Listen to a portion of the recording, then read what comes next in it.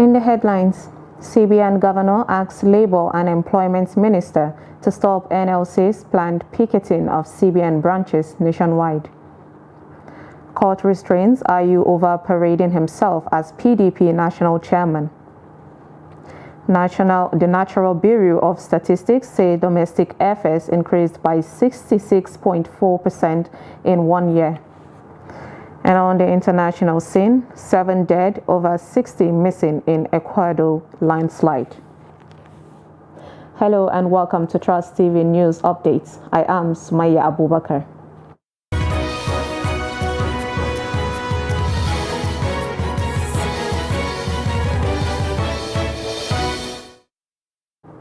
Thank you for joining us. And now the news in full. The governor of Central Bank of Nigeria, Godwin Emefiele, on Monday appealed to the Minister of Labour and Employment, Chris Ngige, to prevail on the leadership of Nigeria Labour Congress over its planned protest slated for Wednesday. At a closed-door meeting at the headquarters of Ministry of Labour and Employment in Abuja with Labour leaders, Emefiele explained that the protest would hinder the progress of the Apex Bank if not averted. The president of NLC, Joe Ajero, led other Labour leaders, while Emefiele led the Apex Bank officials to the meeting that was later presided over by the minister.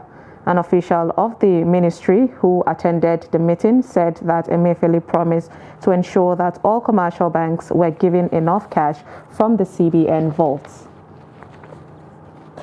Despite the order by Nigeria's central bank that deposit money banks make the naira available to Nigerians, residents of Nigeria's capital city say the naira scarcity continues to be a source of worry as they struggle to get cash.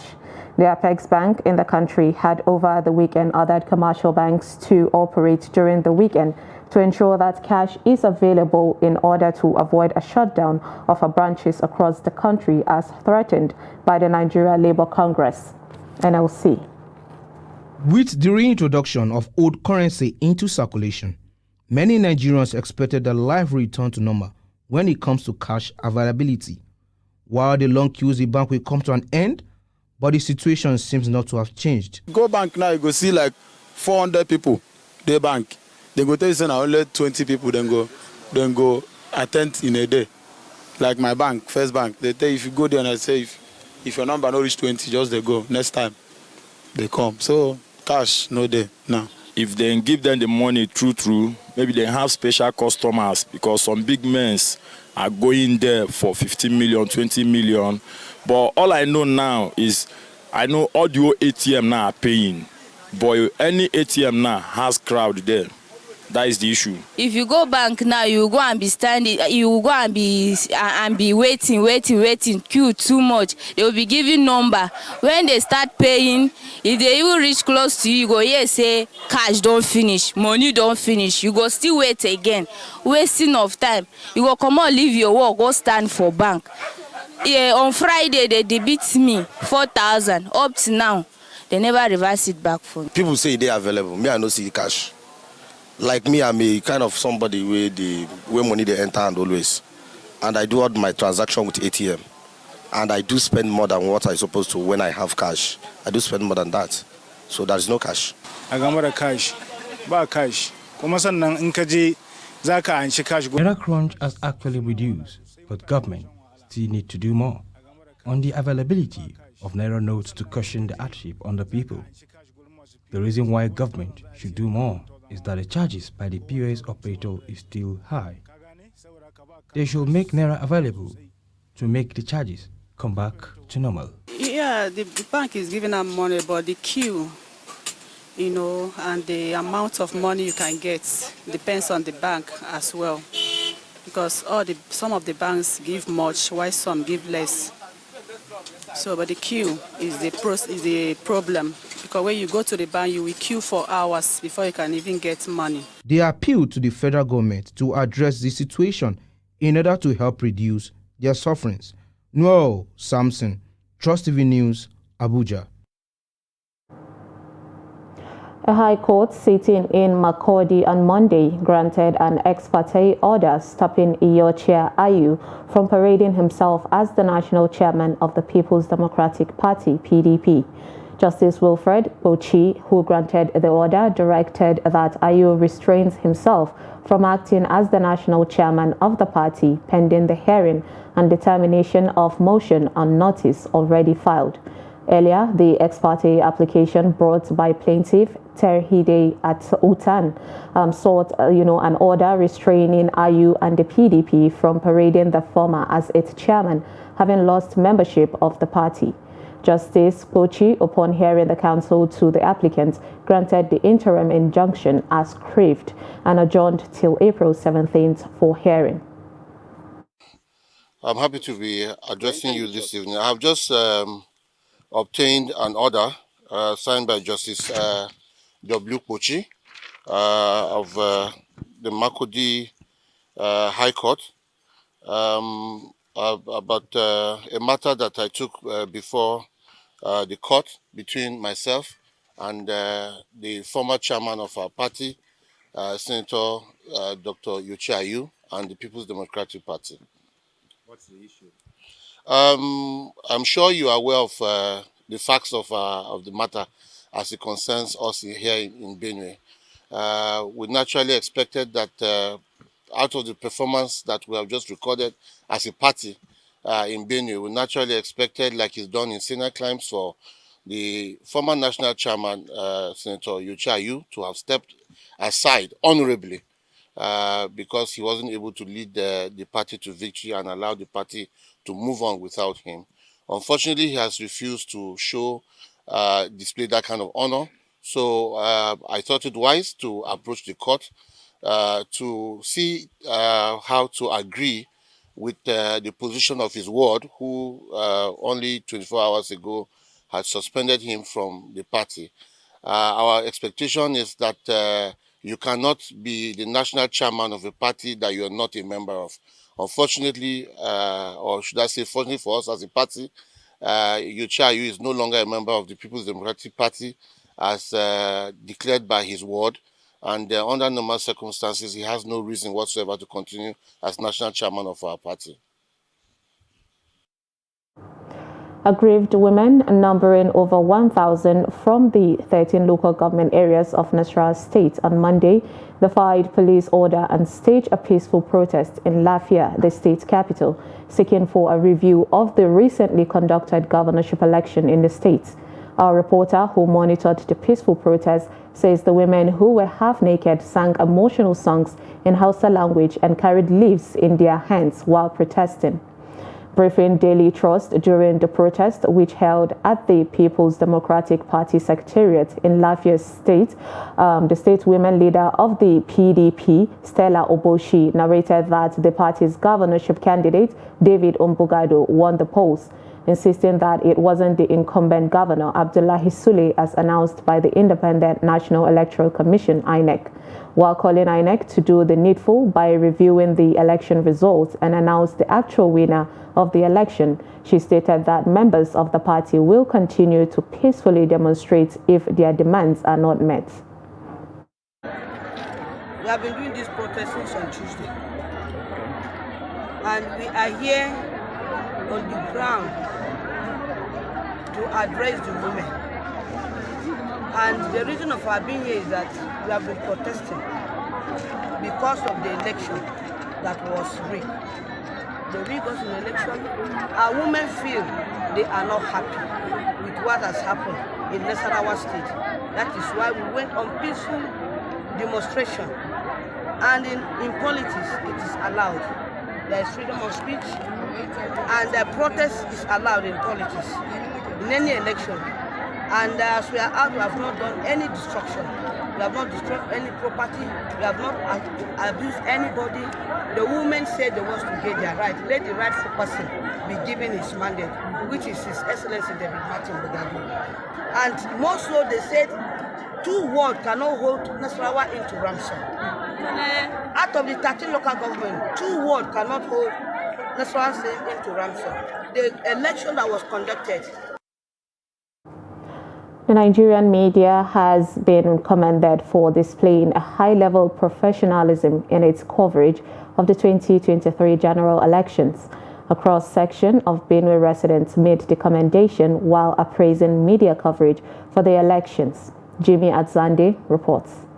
Long before the commencement of the elections, members of the Fourth Estate of the realm kept their lenses on and their eyes and ears wide open to educate, as well as enlighten members of the public in different languages to enable them perform their civic responsibilities. Those who spoke in Makurdi said the organized media performed excellently, according to the guidelines of INEC, as well as ethics of the journalism profession. They set agenda for political parties and for politicians.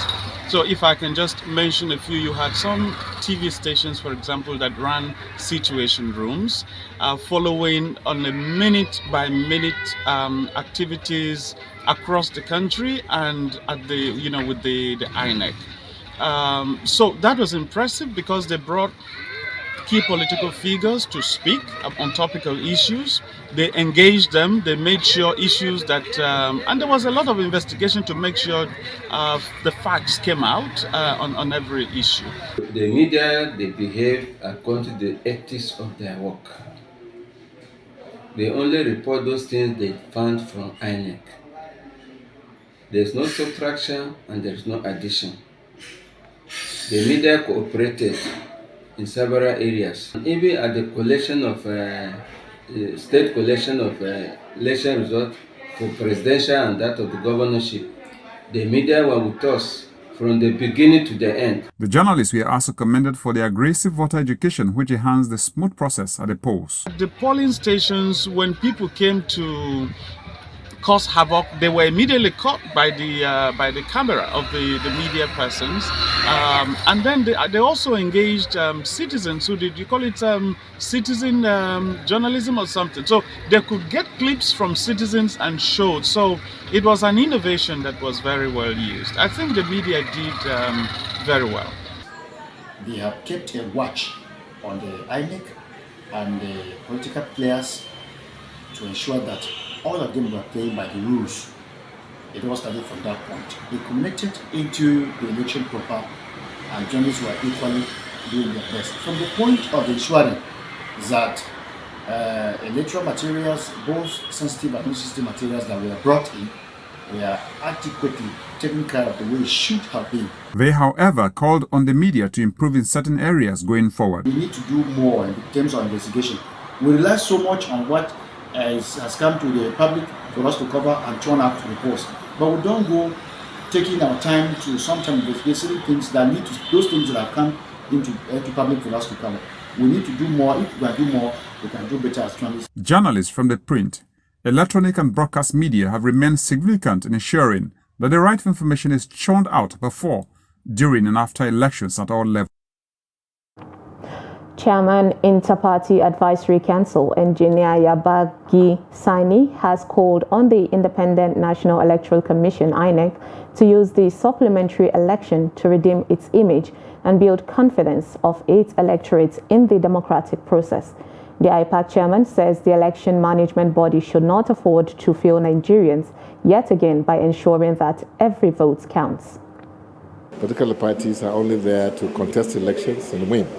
That's the only reason why the organizations are set up. So at any point in time, we're ready. And I believe it's an opportunity for INEC to recover, from the lost grounds in terms of deficit, trust that the last elections, has brought into the whole thing. I'm talking about how Nigerians perceive INEC. I believe votes must count. They must demonstrate that votes must count. And I also expect the security agencies to also step up to the plate to ensure that they do the bidding of Nigerians. That's where they're set up. INEC is Independent National Electoral Commission. The Nigerian police force is for Nigeria. It's not for the government of the day. These agencies are existing for Nigeria, not for the government of the day. Not for a state government, not for the federal government. The taxpayers' money used to pay them is not from the government. It's from the Commonwealth of Nigerians. So even to God who made them, they will give account. So let them ensure that what people vote is what is declared. We shouldn't accept, once again, the bypassing of the beavers. The National Bureau of Statistics, NBS, has disclosed that domestic air transport fares increased by 66.36% in the last 1 year. This was contained in its latest report titled Transport Fare Watch February 2023. The NBS report said the average fare paid by air passengers for specified routes single journey decreased by 0.18% on a month-on-month basis from 74,702 naira and 70 kobo in January 2023 to 74,571 naira 62 kobo in February 2023. The report said that on a year-on-year basis, the fare rose by 66.36% from 44,825 naira 4 kobo in February 2022. The highest air transport fare for specified routes single journeys in February 2023 with 80,500 naira was recorded by Kebbi, followed by Bayelsa with 80,000 naira. And on the other hand, Abia recorded the list with 69,850 naira, followed by Niger with 70,000 naira. You're watching News Update on Trust TV. Coming up, we'll take a look at how Abuja family treats guests during Ramadan. Details on this and more after the break. Stay with us.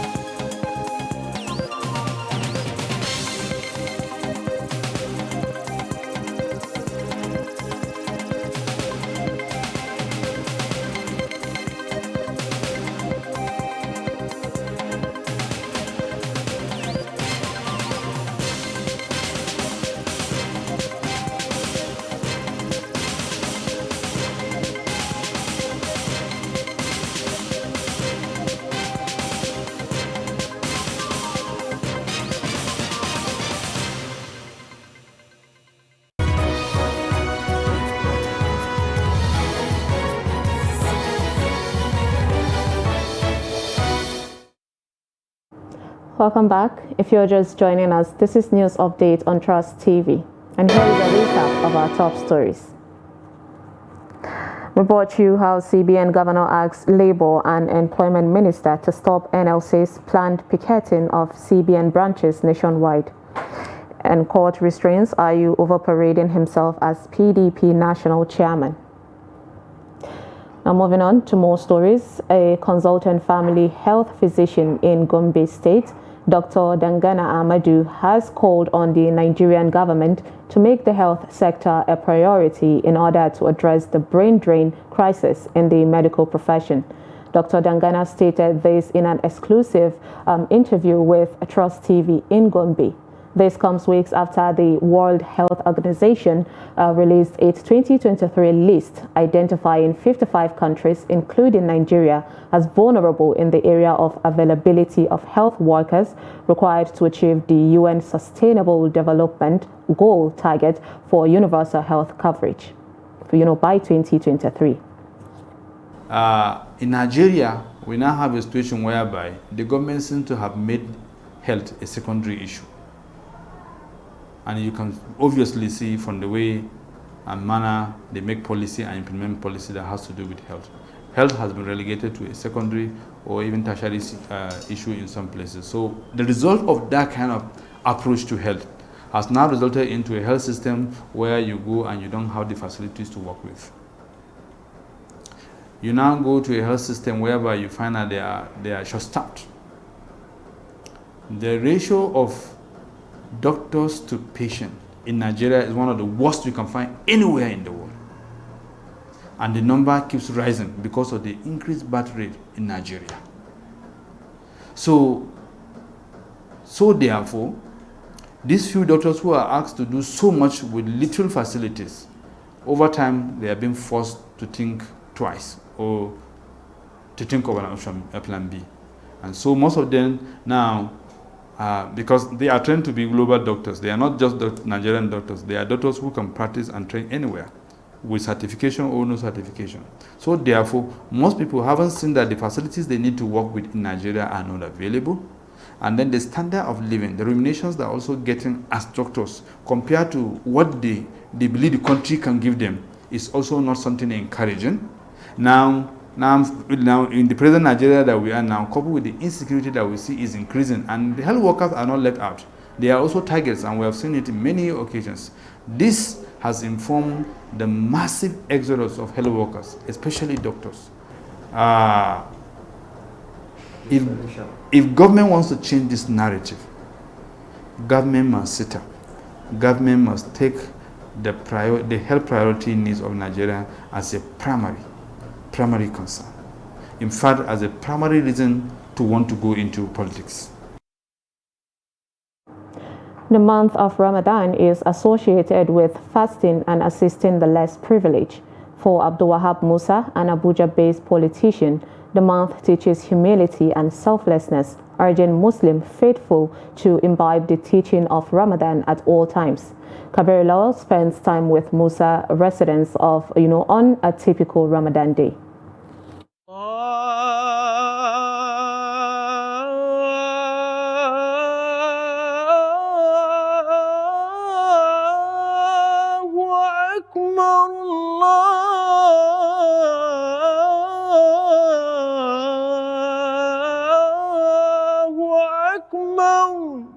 Ramadan is the 9th month in Islamic calendar, and Muslims are expected to fast for 30 or 29 days. This year's Ramadan is different owing to naira scarcity and other economic challenges. Abdul Wahab Musa is the head of this family living in Abuja, Nigeria's capital city, where many believe living cost is higher than many other places. The family worked as a team to prepare Ramadan meal for their guests. Musa says no matter the financial situation, Ramadan is a special month. He said even though the economy is not in good shape, but it should not be an excuse not to observe the fasting period. As Muslims, if you observe Ramadan, your iman will increase. You will know the reason why you should help the needy who have nothing to eat in a normal day, which is not Ramadan. And secondly, there are so many rewards of which, according to Islamic scholars, they say only Allah's, that is only God, know the numbers of reward is being rewarded to someone that fast in the month of Ramadan. And also, thirdly, you see, if you observe Ramadan, that is to say you also act within the 5 pillars of Islam. Musa believes giving assistance to the less privileged in Ramadan is a special blessing, calling on Muslims to help the needy. As you fast, that you have something for sahur, and as well you have something for iftar. You should always remember that there are many people out there that they don't have what you have. Even if they do, probably it will not be as good as what you have or as plenty as what you have. So find a place in your heart to see a reason why you should also, what you have in abundance, you should also give it out to those that did not have. So in that regards, we shouldn't believe that we are all one. We are not equal. There are many people that lack those things, and if we help them, Allah will see a way to help us. And they says, you should give, and Allah will give you more. Many families like that of Abdul Wahab invite people to break fast with them, seeking to get reward feeding a fasting Muslim. Kabir Lawal, Trust TV News, Abuja. Mixed reactions have trailed the recent warning issued by the National Food and Drug for Drugs and Administration and Control, NAFDAC, against the use of bleaching creams by individuals in the country. The agency had on Friday held a media sensitization in Jos to encourage journalists to create awareness against the use of bleaching creams and other chemicals used in preparing certain foods in the country. Ado Musa, who went around the city of Jos and reports that the residents expressed divergent views, on the position of the agency on the creams. The report. The use of bleaching creams in Nigeria has increased, especially among women who use it as a form of beautification. According to the agency, statistics by the World Health Organization show that about 77% of Nigerian women use bleaching creams that are dangerous on their skins and other organs, adding that the number is the highest in Africa. While some residents disagree with NAFDAC's position, some are in agreement with the agency.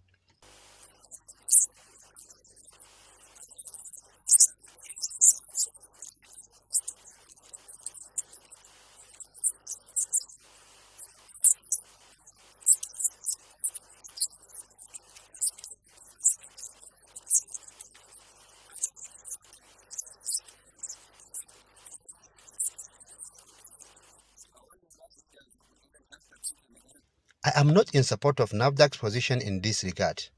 Why in the first place are the creams allowed to be imported into the country? If the agency is sure of what it is saying, it should have banned the use of the creams in the country. Why is the government collecting taxes from the companies that produce the creams and allow them to operate? I support NAFDAC's position because those that use the creams are not in any way better than the way they were. Changing the color of your skin is not healthy because your skin will resist the cream. I support NAFDAC. NAFDAC is right on the one hand but wrong on the other hand.